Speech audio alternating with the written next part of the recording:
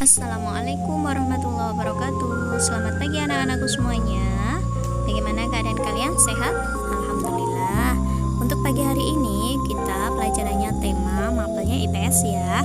Nanti ada kisah tentang Jenderal Sudirman.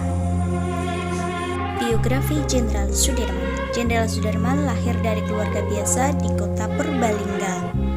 Ia lahir pada tanggal 24 Januari 1916. Ayahnya bernama Karsid Kartawiraji dan ibunya bernama Siem. Sudirman bersama keluarga barunya pindah ke Cilacap dan Sudirman tumbuh menjadi anak yang rajin serta aktif dalam kegiatan di luar sekolah.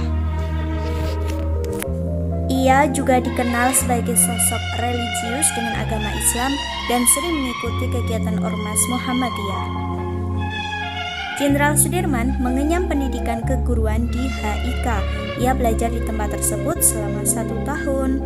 Hal ini ia lakukan setelah tamat melaksanakan belajarnya di Wirotomo. Pada tahun 1944, Sudirman bergabung dengan Tentara Pembela Tanah Air atau disebut dengan PETA. Ia menjabat sebagai Komandan Batalion di Banyumas. Tahun 1945 setelah memproklamasikan kemerdekaan, Presiden Soekarno menugaskan untuk mengawasi proses penyerahan diri tentara Jepang di Banyumas yang dilakukan setelah mendirikan divisi lokasi Badan Keamanan Rakyat. Jenderal Sudirman juga terpilih menjadi Panglima Besar Tentara Nasional Indonesia pertama pada 12 November 1945. Sudirman memerintahkan serangan terhadap pasukan Inggris dan Belanda di Ambarawa sehingga pasukan Inggris mundur. Selama 3 tahun dari 1945 sampai 1948, Sudirman menjadi saksi kegagalan negosiasi dengan tentara kolonial Belanda yang ingin kembali menjajah Indonesia saat itu ya. Nah, 19 Desember 1948, Belanda melancarkan agresi militer 2. Sudirman beserta sekelompok kecil tentara dan dokter pribadinya melakukan perlawanan gerilya selama 7 bulan.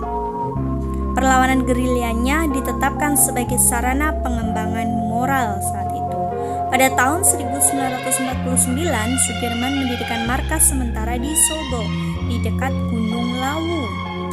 Dari sini ia dapat mengomandoi kegiatan militer di Pulau Jawa, termasuk serangan umum 1 Maret 1949 di Yogyakarta yang dipimpin oleh Letnan Kolonel Soeharto.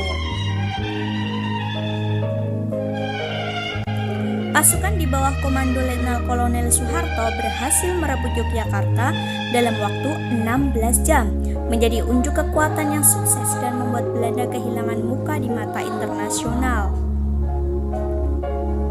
Sosok Sudirman yang santun, berwibawa, serta luwes dalam bergaul membuat ia disegani di kalangan militer maupun masyarakat.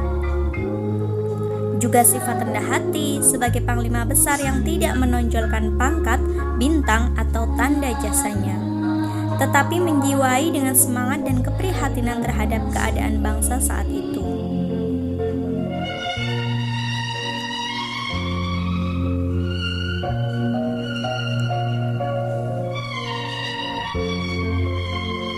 Pada akhirnya, pada tanggal 27 Desember 1999, Belanda mengakui atas kedaulatan Indonesia.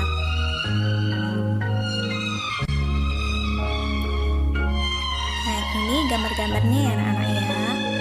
Jenderal Sudirman saat dulu kala. Nah, terus Jenderal Sudirman itu meninggal 29 Januari 1950.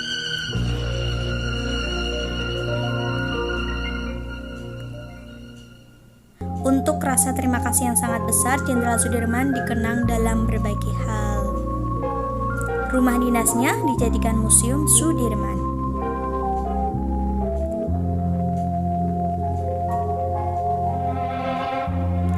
Rumah masa kecilnya di Purbalingga saat ini menjadi Museum Sudirman.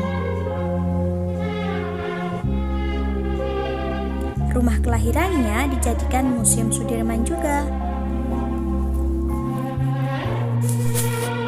Tugas anak-anak menceritakan kembali kisah Jenderal Sudirman dan juga juga kisah 10 November di kertas yang sudah dibagi ya.